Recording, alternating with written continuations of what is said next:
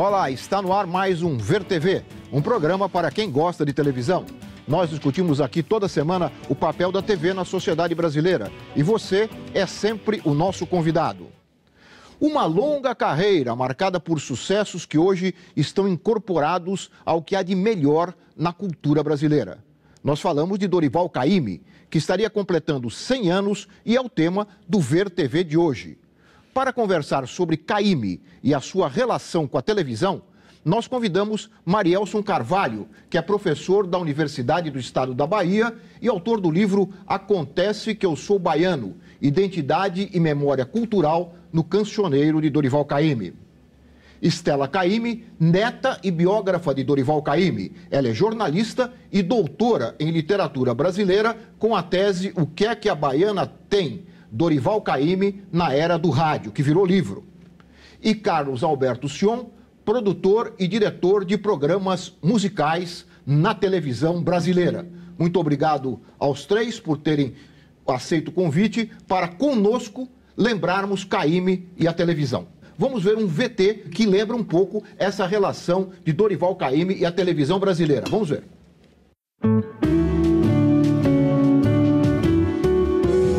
Caymmi deixou a sua marca na história da TV brasileira com as músicas que compôs para novelas de grande sucesso. Gabriela é, sem dúvida, uma das mais lembradas. Caymmi escreveu o tema de abertura Modinha pra Gabriela, interpretada por Gal Costa. Eu nasci assim, eu cresci assim, e sou mesmo assim, você sempre assim, Gabriela, sempre Gabriela. Escrava Isaura, outro sucesso nacional e internacional. Caymmi também compôs a abertura. Meu amor, eu vou me embora, nessa terra vou morrer. Um dia não vou mais ver, nunca mais eu vou te ver. Vida de negro é difícil como que. Vida de negro é difícil como que. Outras novelas ganharam de Caymmi a trilha musical, como, por exemplo, Porto dos Milagres, com a música Porto dos Milagres, também interpretada por Gal Costa. Iemanjá, Odoiá, Odoiá, rainha do mar. Iemanjá, Odoiá, rainha do mar. Ou de minisséries como Teresa Batista. Para saber de Teresa, meu bem, pergunte primeiro a mim. Tudo que eu sei de Teresa, meu bem, conto tinte por tinte. E também de sucessos junto ao público infantil, como numa das versões do Sítio do Pica-Pau Amarelo. Sim, Anastácia que conta história, sim, Anastácia sabe agradar, sim, Anastácia que quando Nina acaba por cochilar. No auge dos musicais da Record, Caymmi chegou a ter seu próprio programa e participou de vários outros, como O Fino da Bossa, conduzido por Elis Regina. Ai, se eu escutasse, hoje eu não sofria. Ai, esta saudade dentro do meu peito. Ai, se ter saudade é ter algum defeito, eu pelo menos mereço o direito de ter alguém com quem eu possa me confessar. E também no exterior, participando do Andy Williams Show nos Estados Unidos. Then I said a dozen yellow roses, and from that moment she belonged to me. No Brasil, como não poderia deixar de ser, Caymmi deu o seu depoimento e cantou suas canções no programa Ensaio, conduzido por Fernando Faro, na TV Cultura de São Paulo. Você já foi à Bahia, nega? Não? Então vá, que vai a bom fim, minha nega. Nunca mais quer voltar. Muita sorte teve, muita sorte tem, muita sorte terá. Você já foi à Bahia, nega? Não? Então vá. Estela, vou começar com você. O seu avô viveu o auge do rádio no Brasil, né? Mas passou para a televisão com uma facilidade espantosa, né? Parece que não tinha esse problema. Nós vimos aqui um pouquinho só, do muito que ele fez na TV. Como é que foi isso? Você no livro conta, né, que ele não teve nenhum problema de passar de um meio de comunicação para outro. Tem uma matéria que eu cito, não me lembro agora de que jornal, mas uma matéria que eu cito no livro, na biografia do Dorival Caymmi, O Tempo, que eu achava muito engraçada, que elogiava o Caymmi porque com aquela pele morena e com as temáticas das suas canções, ele era muito adaptável à televisão, que necessitava de uma cenografia. Então você tascava uma roupa de um chapéu de palha, uma calça de pescador, ele estava cantando uma praeira. Botava ele numa rede e não sei o quê. Botava umas baianas e tudo. Então ele era muito imagético, ele contribuía muito para a questão cenográfica.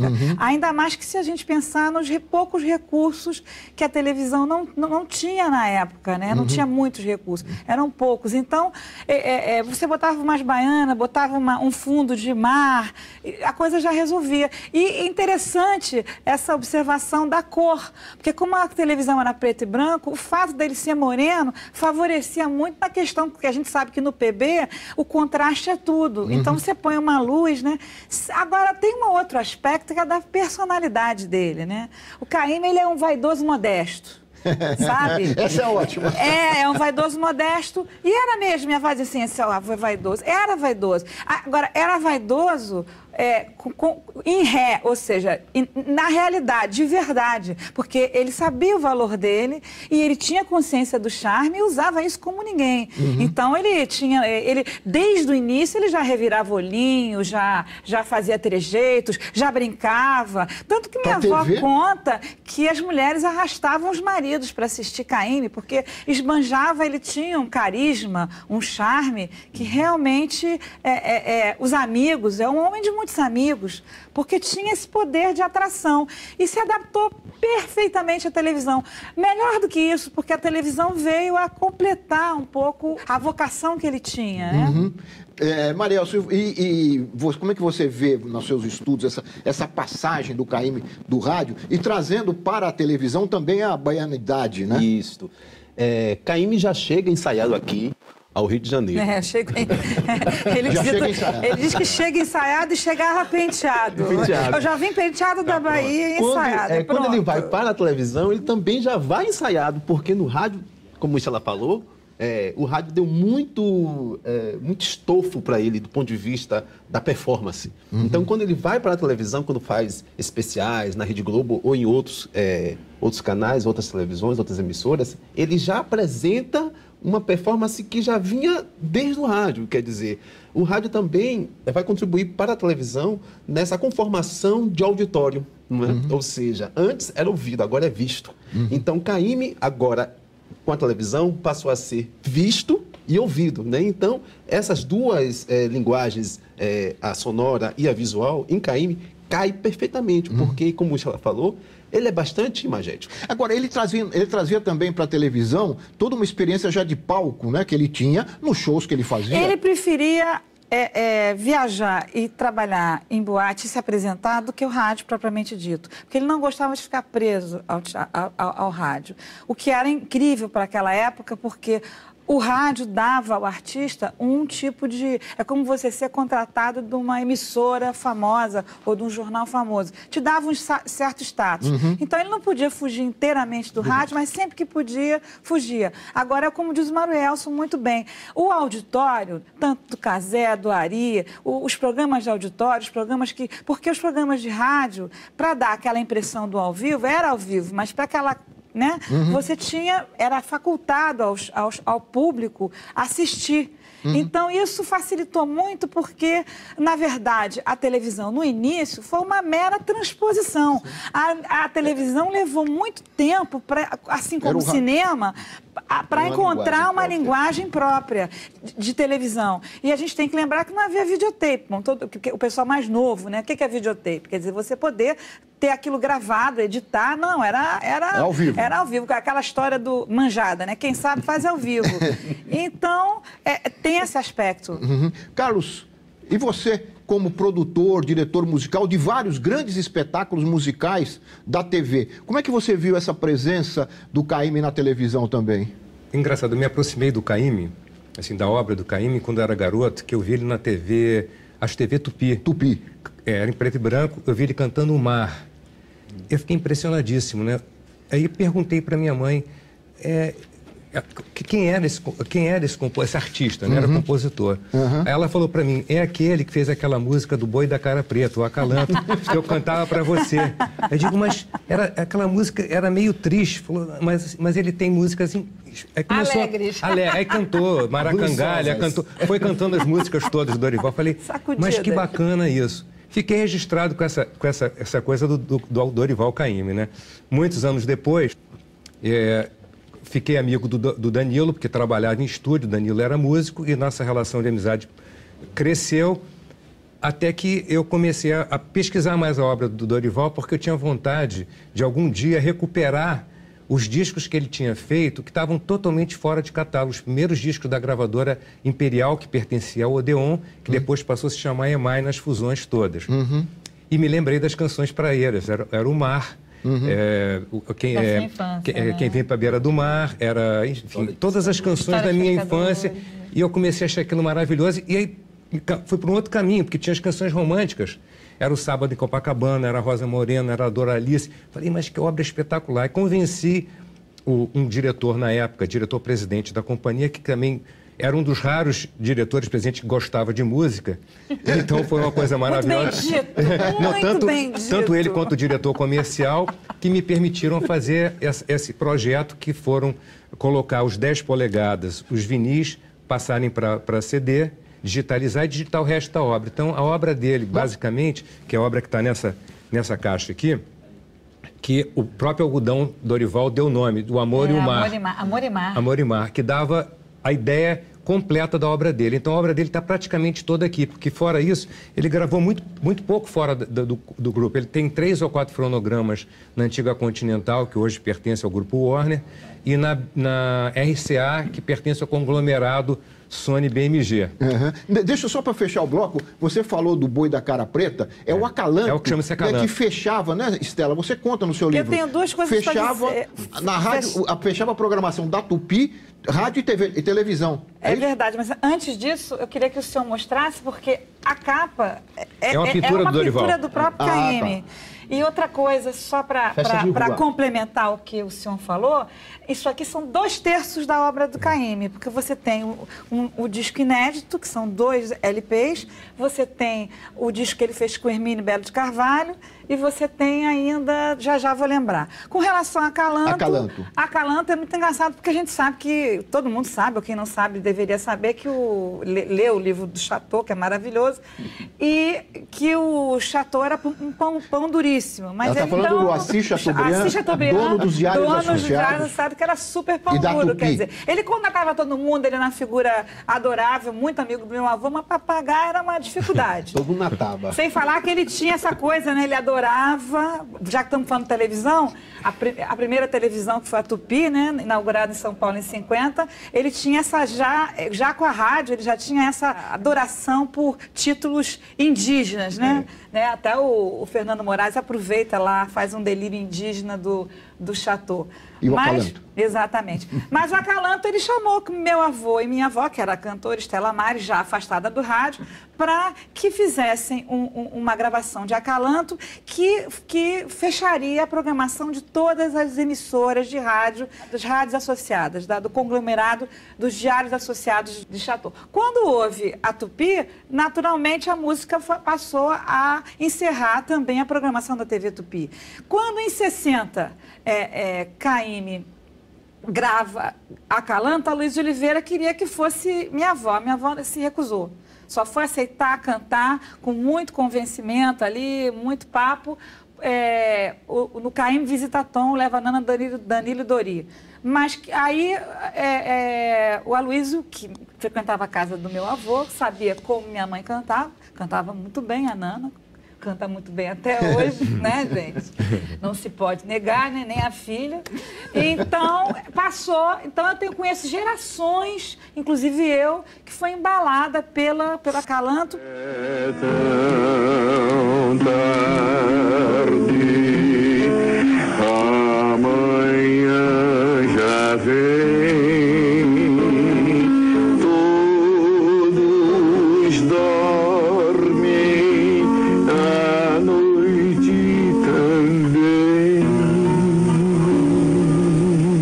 Só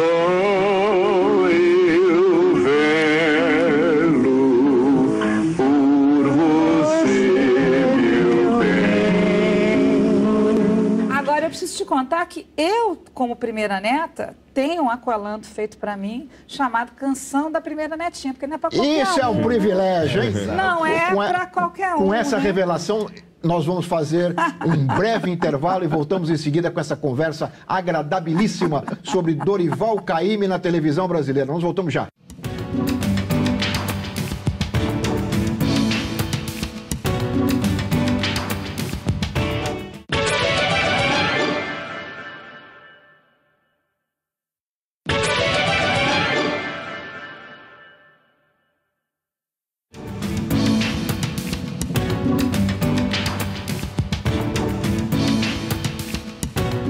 Nós estamos de volta com o Ver TV, que hoje faz uma homenagem ao centenário de Dorival Caymmi. E nós concluímos o bloco anterior lembrando o Acalanto, a música do Caymmi que encerrava a programação das emissoras associadas da TV Tupi, a pioneira da televisão no Brasil. Mas o Marielson lembrava também, e nós lembramos no VT de abertura rapidamente, a participação do Caymmi no Sítio do Pica-Pau Amarelo, não é, Marielson? Exatamente. Eu tenho 40 anos, então na época, década de 70, eu tinha por volta de 5, 6 anos, e eu quando ouvia Caymmi, não sabia que era Caymmi, mas quando ouvia a trilha sonora, tema de Tia Anastácia, eu ficava encantado, porque ao mesmo tempo que dava um certo susto, dava também uma certa ansiedade de saber o que é que aquela personagem iria fazer. Sim. Que era um tema muito, e é um tema muito bonito, história pro Seuzinho. É na mas que hora depois que o sol se esconde o sono. É uma narrativa. Chega e o senhorzinho.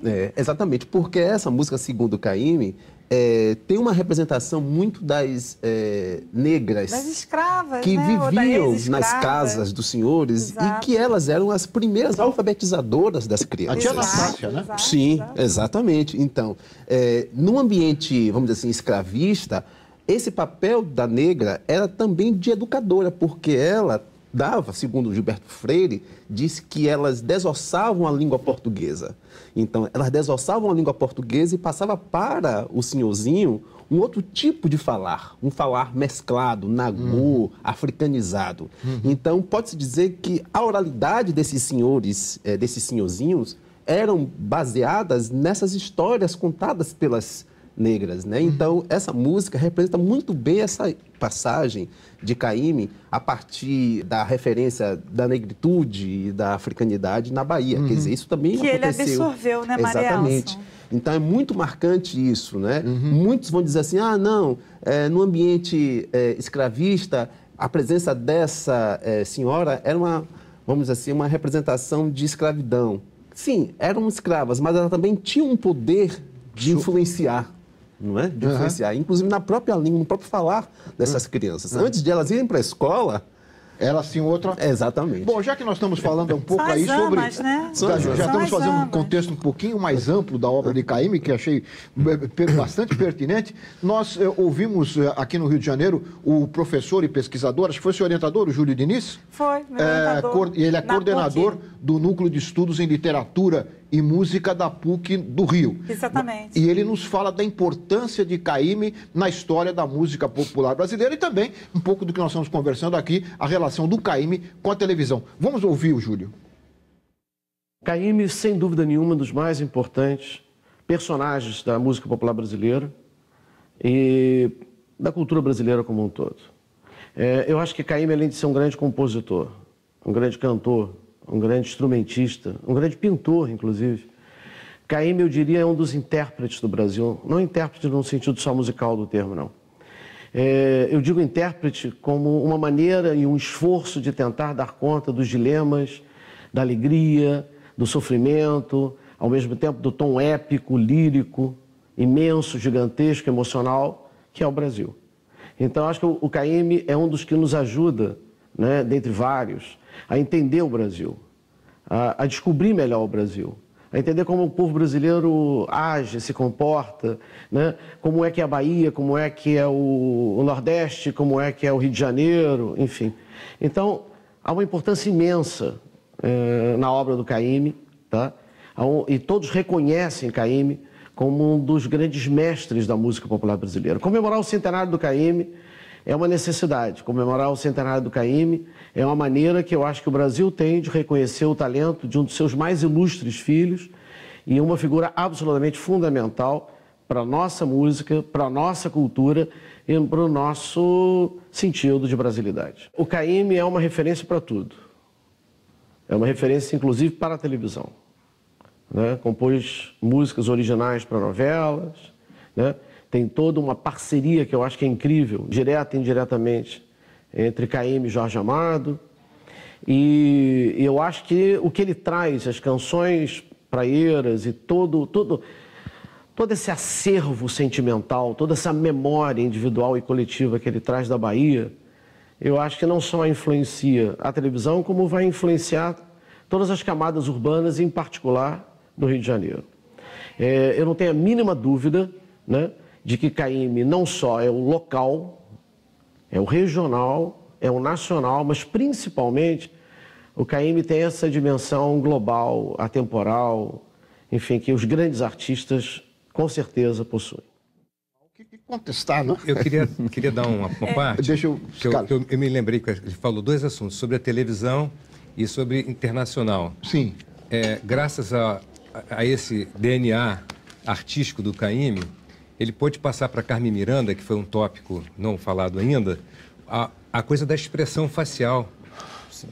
Quando ele mostrou no samba, Você Já Foi à Bahia, entre outras músicas que a Carmen gravou, O Que a Baiana Tem, que foi o mais clássico, né? O Que a Baiana Tem. Os balagandãs. Não, o olhar, a boca, mexer, então uma coisa que marcou. Não, e o vestuário, né? O vestuário que foi para o mundo foi o vestuário baseado da em Bahia. O Que a Baiana Tem, exatamente. Nas pinturas todas. E outra coisa também que ele comenta sobre a televisão, é até oportuno fazer uma brecha agora, é importante que a televisão reverencie o mestre Dorival nos 100 anos, porque tudo indica que possivelmente vai passar em branco em termos de uma grande comemoração, porque as novas gerações não têm acesso a esse patrimônio discográfico, digital, as músicas, e não conhecem. Porque o Brasil cresce muito, a população se renova, e a televisão abandonou esse aspecto dos grandes musicais. É verdade. A televisão aberta, a televisão democrática, que não obriga você a ter uma assinatura, a televisão que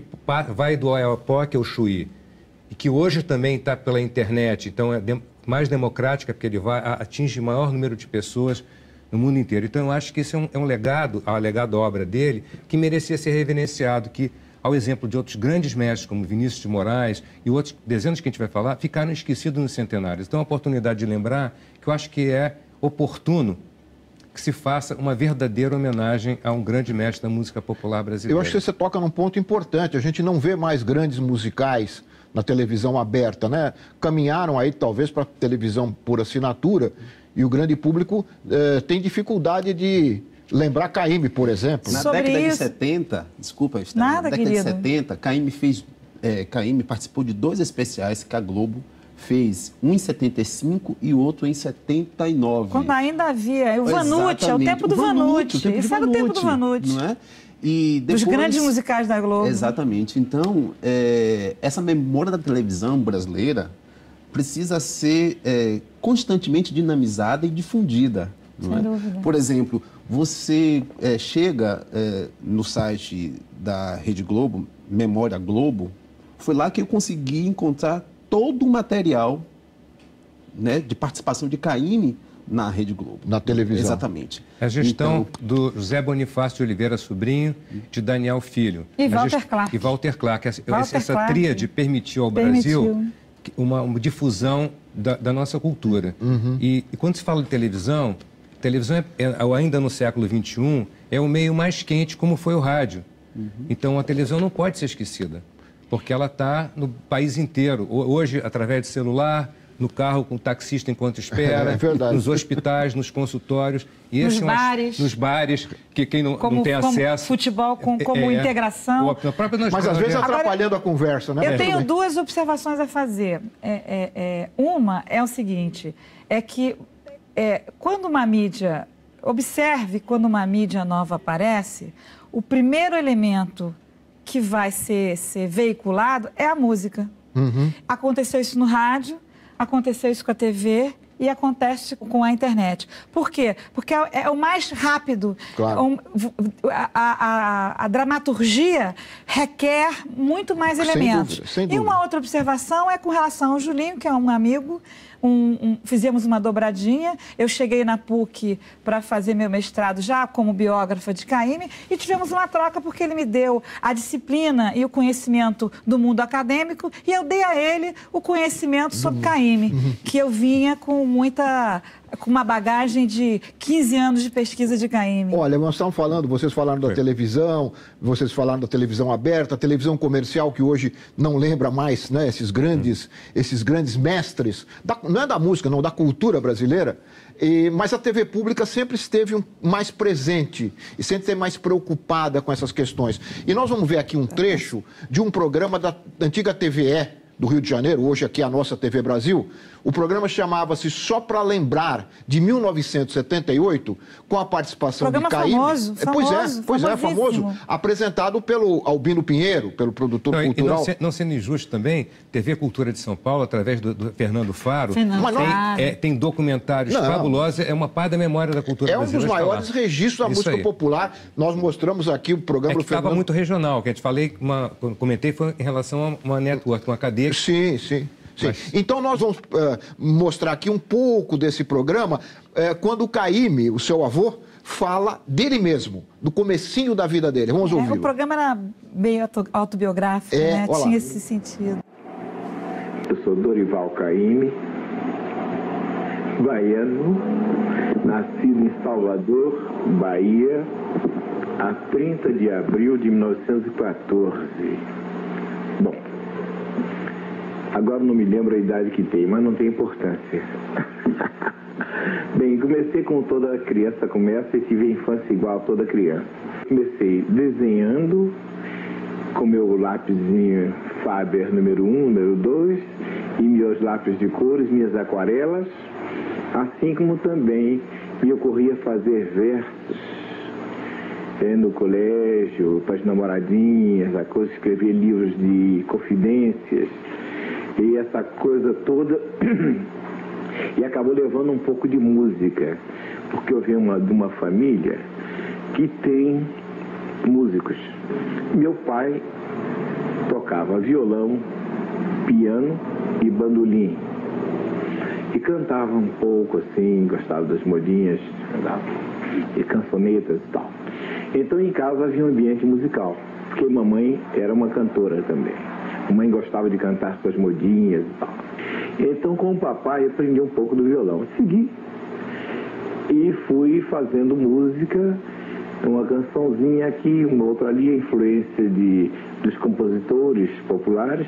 Depois por ler saí um pouco até quando estabeleci uma coisa assim que ficou quase que independente.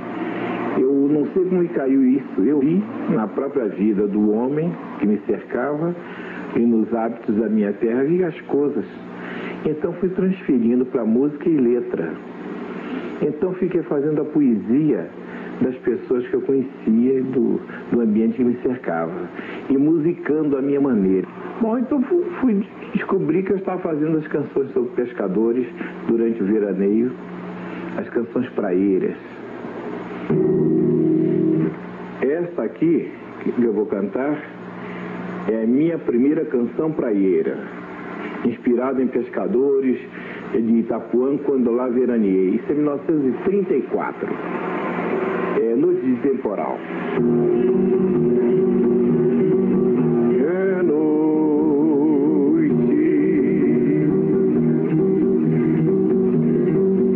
é noite,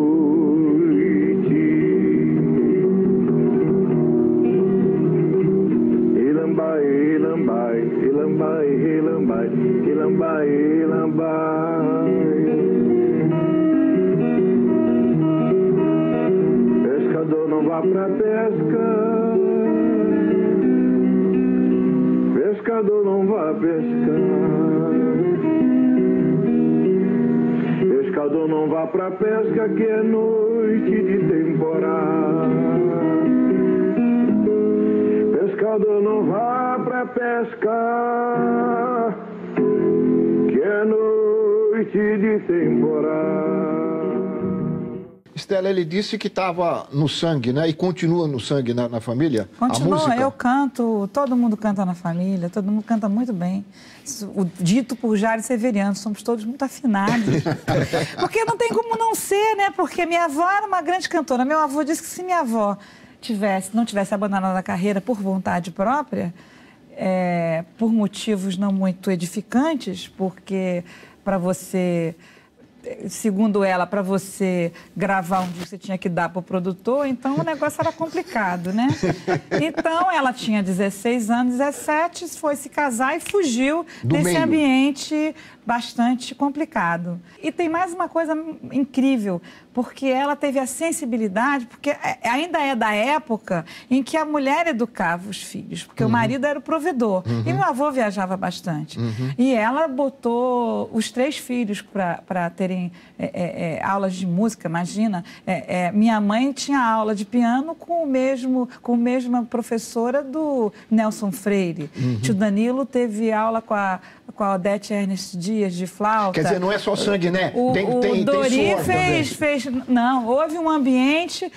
Eu me lembro que minha avó e meu avô lembravam que o tio Dori ouvia uma música, se não me engano, Tu não te lembras da casinha pequenina. Onde o nosso amor nasceu. Com 3 anos, ele fez o contracanto. Então, a genética é uma coisa muito impressionante. Também. Mas o suor é importante também, né? Não é só Bom, se você tem a genética e fica na rede, dança, né? Tanto que Caymmi, é importante dizer, não tem nada a ver com rede. Caymmi, o negócio é o que você viu na TV. Cadeira de balanço, sempre foi de cadeira de balanço. É que como havia essa coisa, a rede, ela representa muito o norte e o nordeste, né? E muito ligado, muito mais à nossa... referência indígena do que africana, então tascaram Caymmi numa rede, já que baiano tem fama de preguiçoso, botaram no violão e venderam uma propaganda do rum merino. Na época era em cima do sucesso Maracangalha. Aí daí só teve rede com Caymmi, que eu nunca vi meu avô na rede na vida. Isso é importante. Ô, Estela, eu vou ter que fazer mais um intervalinho. Voltamos em seguida com o Ver TV, que conversa aqui com os nossos convidados sobre esta presença do Dorival Caymmi na televisão brasileira. Nós voltamos já.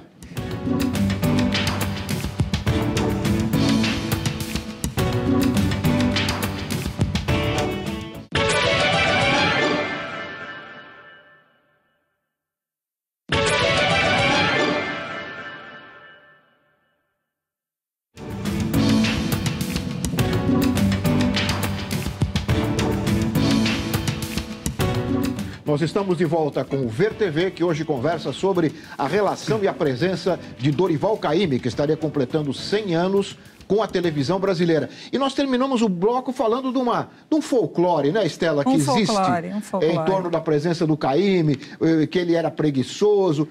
E você lembrava que dá trabalho fazer música. Marielson pode explicar muito bem isso, mas eu antes de dar para Marielson e o Sion essa parte, é importante dizer o seguinte, eu sou biógrafa, entendeu? Então eu vou dizer a vocês, telespectadores queridos, que ele trabalhou feito um mouro, já que a gente está falando em preguiça, porque a preguiça está muito ligada a uma indolência, digamos assim, com muitas aspas, do escravo africano, né? Que é o contrário, trabalhou nos nossos canaviais muito. Mas Caymmi meu avô era uma figura incrível, porque ele, ao invés de se chatear, ele era assim, ele não brigava, não dava nem 10 boas para brigar, nem 100 para sair, nada, não brigava. Ele usou inteligentemente a preguiça para se afastar dos chatos, dos compromissos que ele não estava afim, porque tem aquela coisa, você diz, Estela, você pode fazer alguma coisa? Se eu for explicar, argumenta, você pode argumentar ao contrário. Agora, se você disser assim, não vai dar que eu estou com preguiça, a conversa acabou aí. Agora, trabalhou muito, se você for ler o meu livro, por favor, vai ser reeditado agora, atualizado. Eu vou fazer dia 28 de abril, na Travessa do Leblon, e 13 de maio, na Livraria da Vila, em São Paulo, como dentro do centenário, né?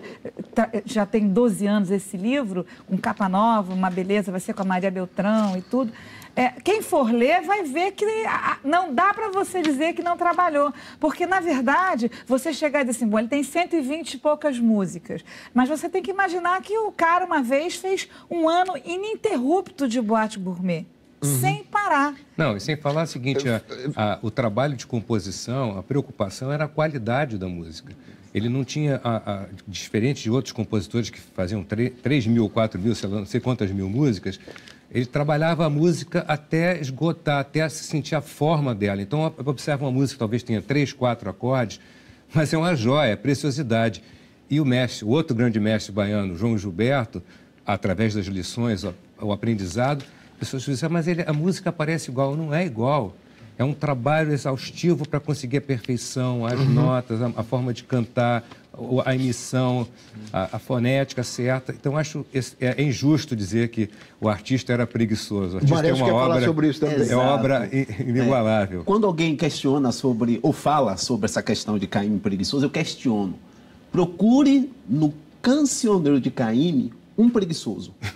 Não existe apologia. Um personagem. Não existe apologia à preguiça. Contrário, não existe apologia. Trabalhador. Acontece, o canoeiro, Exato. Essa joga música, rede no de mar. pescadores, né? Essa música. Exatamente. É um canto de trabalho dos pescadores. Retirantes é outro. Exatamente. João Valentão é brigão. É brigão. Para dar bofetão, não preste atenção, quer dizer, a música já começa em ação. Agora, claro, tem um momento de descanso. O descanso é, vamos dizer assim, a recompensa pelo trabalho. Exatamente. Então, João Valentão, quando descansa na areia da praia, com sua mulher do lado, vendo essa paisagem bonita... Já trabalhou para burro, atravessou a noite toda pescando, correndo risco de morrer no temporal. Quer dizer, e as banhas de acarajé, que para fazer acarajé, dá trabalho. Você sabe fazer acarajé? Eu gosto de comer. Eu sei comer. Então, tanto o pescador quanto as banhas de acarajé trabalham muito. Ou seja, essa lenda de baiano preguiçoso, para Caymmi, não corre. Ô Marielson, vamos voltar um pouquinho à televisão. Nós fomos buscar uma curiosidade, né? A televisão a lenha, como alguns dizem, os primórdios da televisão. Aliás, Caymmi foi contratado, né, segundo o seu livro, pela TV Record de São Paulo em 53. Logo meses Primeiro ele foi para Tupi, porque o Chateau foi esperto, né? Ele fez uma coisa assim, você tem o contrato na rádio, assina aqui, agora você tem que ser... Como fazem com a internet e o salário? Então, mas aí ele foi... A Record tinha sido recém-inaugurada em 53. Alguns meses depois ele foi contratado e foi fazer um programa. Continuava morando no Rio, mas fazia o programa lá em São Paulo. 2 diretores da Record, que estão vivos até hoje, o Newton Travesso, um excelente diretor de televisão, e o dono, um dos donos da Record, que hoje é dono da Jovem Pan, o Tuta Amaral de Carvalho, eles têm um programa na Jovem Pan chamado 2 Diretores em Cena, que relembram os primeiros tempos da televisão brasileira, quando os recursos técnicos eram precários, os programas não entravam no horário, né? Eles iam sendo atrasados de acordo com as necessidades técnicas. E eles lembram uma curiosidade da presença do Caymmi num desses programas. Nós não temos, obviamente, as imagens. Vamos ouvir um trechinho do programa da Jovem Pan. Perfeito. Tinha um programa que era do Dorival Caymmi. Esse do Dorival Caymmi, eu me lembro uma coisa também engraçada, que num dos programas do Caymmi, na hora que ele acabou de entrar em cena, entrou Eric Naco, que era o iluminador, você lembra? Lembro. Na frente das câmeras. E aí começou a ajeitar o Caymmi e a luz, pô, mas ele estava no ar. Lembra? Aí ele se abaixou e meio de 4 saiu de cena, mas tudo no ar. Porque naquele tempo não tinha como corrigir. Mas é que naquele tempo, inclusive Caymmi, Ciro Monteiro, todos eles tinham muito medo de viajar de avião. E viajavam só de trem, né? Que era o Santa Cruz, o Vera Cruz. Você lembra o Caymmi, um programa que ele começou e não começou, nem apareceu? Pois porque naquele tempo era tudo ao vivo, direto. E a programação ia atrasando. E aí o programa do Caymmi, aí Durval, tudo ok, como é que tá aí? Vamos entrar com o programa do Caymmi. Falou, pode ir, vai embora. Mas o Caymmi já tinha avisado o Durval de Souza várias vezes, diz, olha, eu não quero perder meu trem, Olha, tá atrasando a programação, tal. E o Durval deixou passar aquele negócio todo. Quando o Durval falou, tá tudo ok, nós entramos com a abertura do programa, TV Record apresenta, e aí Dorival Caymmi, aquele negócio, aí fusão pro cenário, era uma ladeira com aquelas casas antigas, coloniais, vai Durval, pode entrar, entra Caymmi, entra tal, som no estúdio, e aí nada. Falei, Durval, entra o Caymmi. Nada. Durval, entra o Caymmi. Cadê o Caymmi? O Caymmi foi embora. Como foi embora? O Tuta, não teve outra saída. Nós entramos com o encerramento do programa. TV Record apresentou o programa do Dorival Caymmi. Os artistas, quando saía aquele velho trem na noite, às 10 horas da noite... Era até o Santa Cruz, né? Quando chegava aquela hora, não, mas todo se mundo não ia entrasse embora. do nada, eles iam embora. Mas o Caymmi, as músicas que ele fez, você lembra? Nossa. Olha que beleza. Rosas a te confundir com as rosas de abril. Pode falar, Estela. Você sabe que tem duas piadas, assim. Ele era tão tranquilo quanto essa questão da fama do preguiçoso que os amigos queridos ainda brincavam. Então você tinha, assim, o Rubem Braga, o Antônio Maria, num programa de rádio, dizia que Caymmi para escapar, nasceu dia 30 de abril para escapar do dia 1º de maio, que era o dia de trabalho. E uma outra brincadeira do Rubem Braga que eu adoro, que dizia assim, tem 3 velocidades, lento, muito lento e Dorival Caymmi, né? E ele curtia essa sacanagem. Não, era aquela coisa tinha... de amigo e a sacanagem rolava. Mas, Estela, mas também tinha uma realidade, né? Que algumas músicas ele demorou muito tempo para terminar. Não que isso fosse preguiça, mas era uma... Não, ao contrário. Eu acho que era uma integridade absoluta, como o senhor quis dizer. Eu fico imaginando, para ser sincera, o que ele não jogou fora. Uhum. Porque o que ele deve ter jogado fora de coisas que vieram e ele limou, não deve ter sido brincadeira. Porque tinha esse burilamento, ele era neto de um ourives, tinha essa ourivesaria no fazer da música. Tanto que João Valentão levou 9 anos, entendeu? Por outro lado... Você tem Maracangalha, que foi feito de uma sentada só. Ou então Saudade da Bahia, que ele fez num bar, anotando no papel de embrulho. Então não é só essa coisa, ele leva muitos anos. Não, às vezes a música vinha pronta. Inclusive, em uma entrevista, ele fala o seguinte, que no tempo dele era orgulho do compositor falar que tinha 200, 300 canções. Ele disse, sou preguiçoso sim, porque só tenho 120 ou 100 canções na época, né? E todas... são ótimas, não tem bagulho no meio. Então isso... A gente sabe o seguinte, né? Que a fase da televisão e do crescimento do mercado fonográfico a partir dos anos 60, o senhor sabe, quer dizer, você obrigava o artista, temos que defender alguns, a ter uma produção inédita para lançar um disco anual, o chamado disco do ano. Se você não é um Paulinho da Viola que diz não, dançou, né? Você é obrigado, porque você tem que fazer um novo show com uma nova produção. Hoje em dia, não. Muitos compositores já se preservam. Mas era assim, nos anos 80, eu me lembro. Minha mãe anualmente tinha que ter o disco do ano. E olhe lá se não fizesse. Contrato. Nós falamos aqui, mostramos aqui o Nil Travesso e o Tuta, que são da Record, e a gente não falou, nós estamos caminhando aí para o fim do programa, não falou dos festivais, que foram um momento, o auge, né, na história da música popular brasileira no século passado e ainda é uma marca até hoje.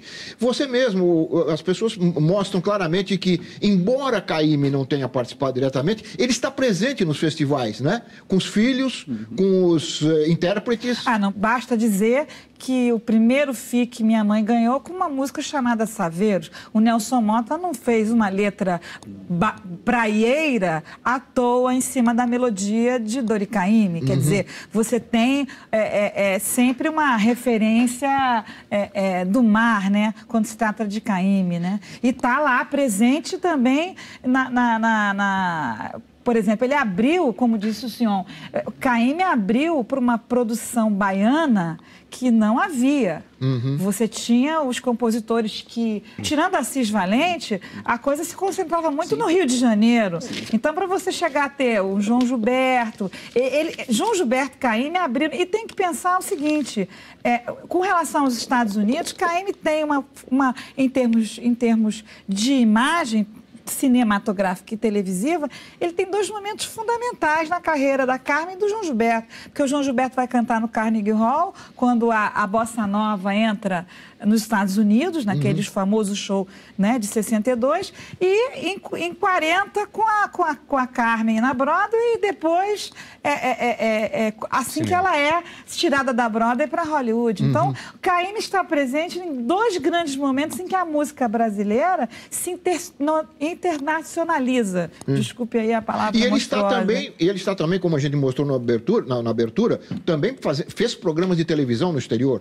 Não é aquele, você lembrou? Sim, o Andy Williams. Andy Williams. Quando ele gravou a música Roses and Roses. Uma das poucas vezes, porque ele não era chegado a viajar para fora. Mas fez o Andy Williams, e porque houve esse disco Caymmi Visita Tom, em que ele grava Das Rosas, e essa música é gravada pelo Andy Williams, que além de apresentador famoso de um programa de enorme audiência nos Estados Unidos, era um grande cantor. A música fez sucesso, Tom Jobim morava em Los Angeles nesse período, João Baldo também, né? Glauber, né? Também, que chamava Los Angeles de Los Longeles, eu adoro isso, né? Chamava de Los Longeles. E aí veio uma ele turma... Gravou um disco lá nessa época com o quarteto chamado The Girls from Bahia, com arranjo do maestro Bill Hitchcock, e que justamente no mesmo ano. E a Luiz Oliveira produção do mestre Luiz Oliveira. Exatamente, casado com a Silva do Quarteto em Si. Olha, nós poderíamos ficar falando sobre Caymmi aqui. Querido, eu então falo 20 anos. Não, e se nós fôssemos conversar... Desce uma cerveja aí, né? E se nós fôssemos Marielson, Estela, Carlos Sion, muito obrigado pela presença de vocês, pelos comentários, por essa lembrança disso que nós dissemos logo no início do programa, que é uma presença fundamental, não só na música, mas na cultura brasileira, a obra de Caymmi. E uma última palavra. Eu gostaria que o Brasil, não estou falando do meu avô, estou falando de todos os grandes compositores desse país, que o Brasil honrasse a sua história musical e que não fizesse o que fez com Vinícius, que comemorasse. Esse ano são os 10 anos de falecimento de Tom Jobim, dia 8 de dezembro, e os centenários de Caymmi. Não é meu avô, é uma pessoa que fala muito da identidade brasileira e da nossa cultura. Eu acho que, independente das questões políticas, eu acho que esse país deveria atentar para os centenários de Caymmi. Não ter a vergonha que houve com Vinícius de Moraes. Muito bem. Eu quero agradecer a vocês, quero agradecer ao telespectador que nos acompanhou de casa, lembrando que todos podem também participar do Ver TV, mandando críticas, sugestões, comentários no Facebook, no Twitter e para o nosso endereço eletrônico, que é vertv@ebc.com.br. Nós vamos encerrar o programa, eu quero mostrar o livro da Estela. Esse vai ser reeditado em novo formato. Ele está todo com essas coisinhas amarelas aqui. Porque você leu, Lalo. Eu li, anotei e marquei. Estou muito feliz. Algumas das informações que a Estela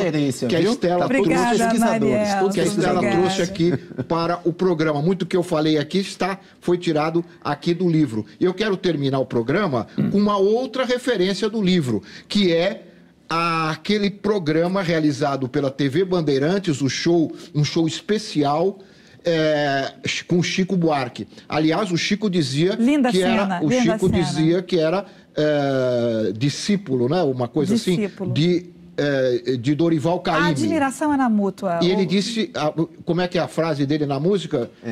Contra a fé, moleste e crime, use Dorival Caymmi, Ová de Jackson do Pandeiro, que também tem que ser lembrado. Então vamos ver os dois. É difícil fazer uma música à la Caymmi. Se fizer bom tempo amanhã, se fizer bom tempo amanhã, eu vou.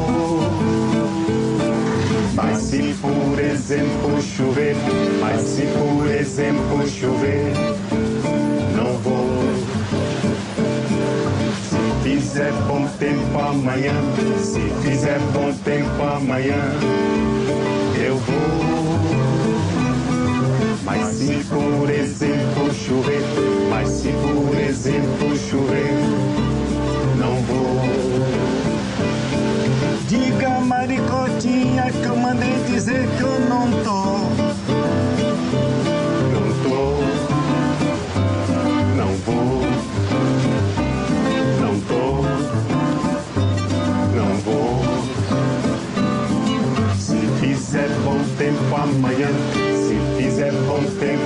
amanhã eu vou.